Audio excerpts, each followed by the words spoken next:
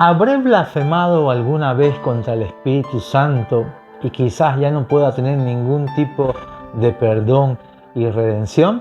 Quizás esta sea una de las preguntas que mayormente todos los cristianos nos hacemos y comenzamos a analizar qué realmente es blasfemar contra el Espíritu Santo. Y quizás nos quedamos solamente en buscar cuál es la acción específica de ese pecado y nos olvidamos realmente de toda nuestra maldad y nuestra iniquidad que deberíamos también entregársela al Señor.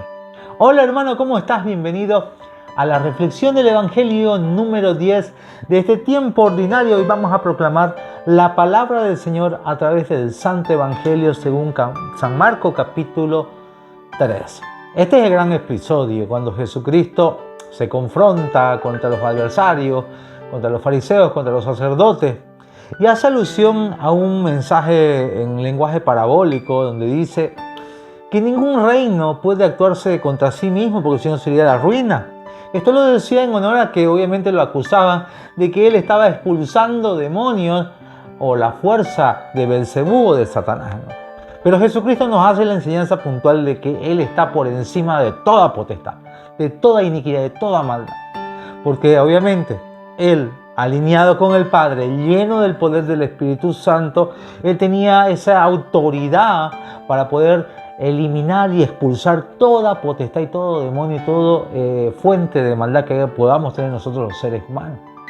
Entonces esa autoridad que Él la asume en la santidad de su vida, en su misterio de redención, porque cuando va a la cruz, Él completa esa obra misteriosa. Hoy nosotros también somos partícipes de esa gracia, de esa autoridad delegada por Jesucristo. Y es que hacer la voluntad del Padre es hacer que muchas personas, como decía la segunda lectura, puedan alcanzar y presentar en acción de gracia ese amor de Dios que recibimos, redime nuestras almas y a través de la redención tenemos la autoridad de poder nosotros expulsar demonios, pero también así proclamar y ayudar a que muchas más personas puedan formar partícipe de este pueblo maravilloso del pueblo de Dios. Es que nosotros tenemos que tomar en cuenta algo muy importante.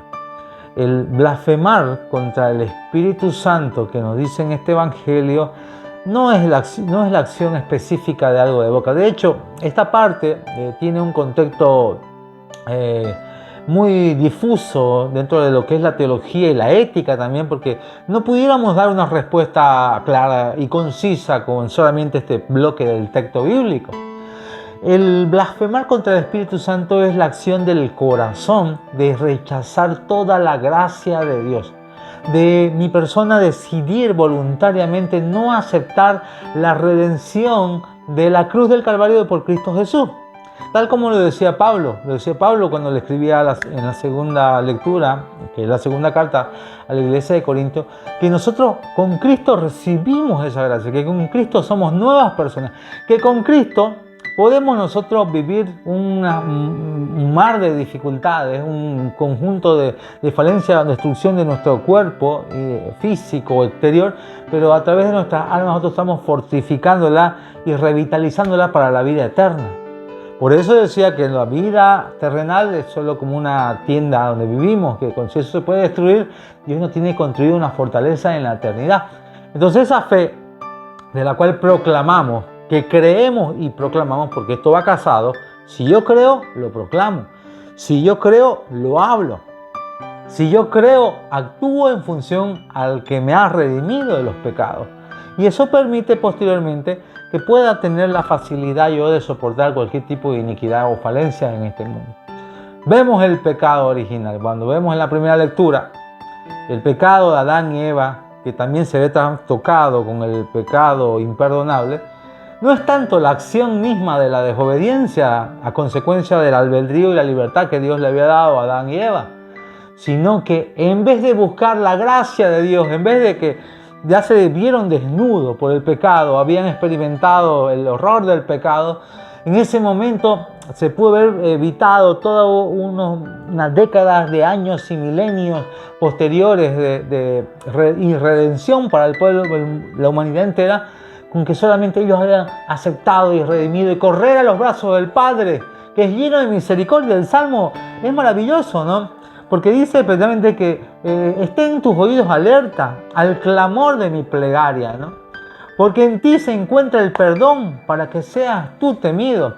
Entonces, correr a los brazos de Dios, la gracia de Dios, es todo lo contrario de lo que hicieron los fariseos, que cerraron el corazón a la verdad de Jesús, el Dios encarnado, en la palabra hecha carne, y cerraron su corazón y automáticamente daban acciones al demonio, cosa que blasfemaban contra el Espíritu Santo. No, le quitaban esa autoridad o esa fuerza redentora para sus corazones, porque ellos automáticamente decidieron no aceptar la conversión del corazón. Cuando nosotros cerramos definitivamente y aceptamos el pecado, nos pasa como Adán y Eva.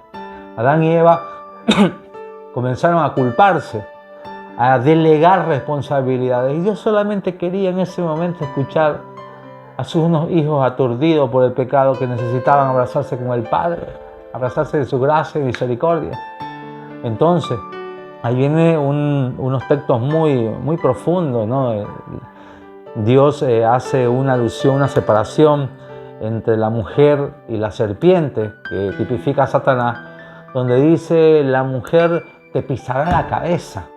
Ahora, en sentido teológico primario, si podemos decir, todo el mundo hace alusión efectivamente a que María, la santificada, la que por la gracia de Dios y al ser engendrado Dios mismo en su cuerpo le da la posibilidad de santificación, es la que pisa a la cabeza de la serpiente. Pero el contexto real, que dicen nuestros padres de la iglesia, es que el texto, obviamente, tu mujer aplastará la cabeza, está traducido en el español. Pero en el original hebreo lo que está diciendo, tu descendencia, lo que hace alusión, Jesucristo, su Hijo, es el que al nacer ya estaba dando la victoria.